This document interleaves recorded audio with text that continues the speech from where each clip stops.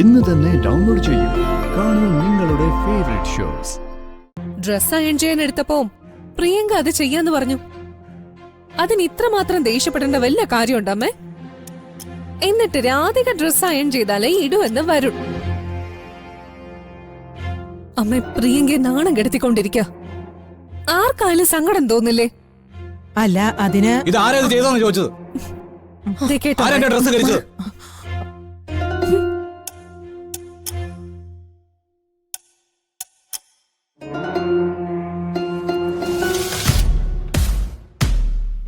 പ്രിയങ്ക താനത്ത് കരുതി കൂട്ടി ചെയ്തല്ലേ? വരുൺ, ഞാനിതിൽ തൊട്ടിട്ടില്ല. പിന്നെന്തിനാ എന്നോട് ഇങ്ങനെ ചോദിക്കുന്നേ? നിന്റെ പക എനിക്ക് നന്നായിട്ട് അറിയാവുന്നതാ.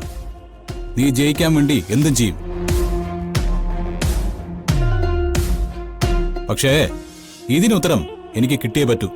പ്രിയങ്ക അതിൽ തൊട്ടിട്ടില്ല. വരുൺ, നീ അത് അയൺ ചെയ്യാൻ ഏൽപ്പിച്ചത് രാധികയല്ലേ? എന്താ പറ്റിയതെന്ന് അവളെ വിളിച്ച് ചോദിക്ക്. ഏയ് അതെ, രാധികയുടെ ഭാഗത്തുനിന്ന് ഇങ്ങനെ ഒരു മിസ്റ്റേക്ക് ഒന്നും പറ്റില്ല.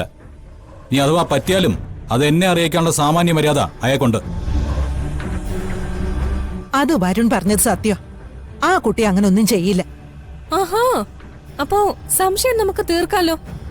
രാധികേ, രാധികേ! അതെ, ഞാനിത് സഹിക്കാൻ തുടങ്ങിയിട്ട് കുറെ ദിവസങ്ങളായി. എനിക്കിപ്പൊ തന്നെ ഇതിനൊരു പരിഹാരം ഉണ്ടാക്കിയേ പറ്റൂ. രാധികേ, നീ ഡ്രസ് അയൺ ചെയ്യുമ്പോ പ്രിയങ്ക ഇതുവഴി വന്നായിരുന്നോ? ഇല്ല. ആരാ ഈ ഡ്രസ് മടക്കി വെച്ചത്? ഞാനാ.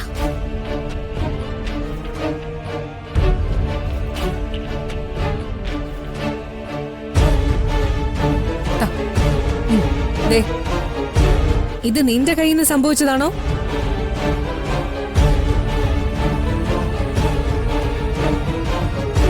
ചോദിച്ചത് കേട്ടില്ലേ? ഈ ഡ്രസ്സ് കരിഞ്ഞത് നിന്റെ കയ്യിൽ നിന്നാണോന്ന്.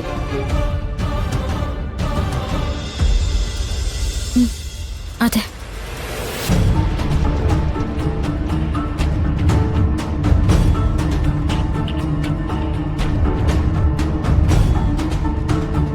ഞാൻ കരുതിക്കൂട്ടി കരിച്ചതാ.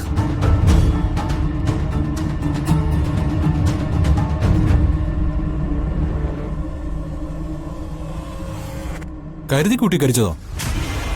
എന്തിനാ? ഇത്തരം ജോലികളൊന്നും ഇനി എന്നെ ഏൽപ്പിക്കാതിരിക്കാൻ.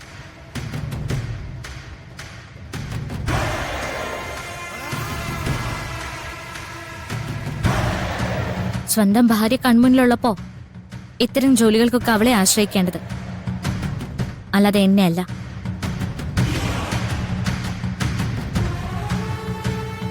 മോളെ രാധിക, നീ എന്തൊക്കെയാ പറയുന്നേ? ഞാൻ പറഞ്ഞത് കാര്യമില്ല മുത്തശ്ശി. ഞാനിവിടെ വന്ന് നിൽക്കുന്നത് എന്റെ അനുജത്തിക്ക് ഒരു സഹായത്തിന് വേണ്ടിയാ, അല്ലാതെ വേറെ അടിമപ്പണിയൊന്നും എന്നെ കൊണ്ട് ചെയ്യിക്കാൻ ആരും കരുതണ്ട.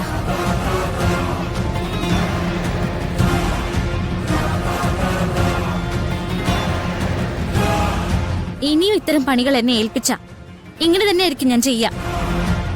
ഇതിന്റെ പേരില് എന്നെ ഇനി പറഞ്ഞു വിട്ടാലും കുഴപ്പമില്ല.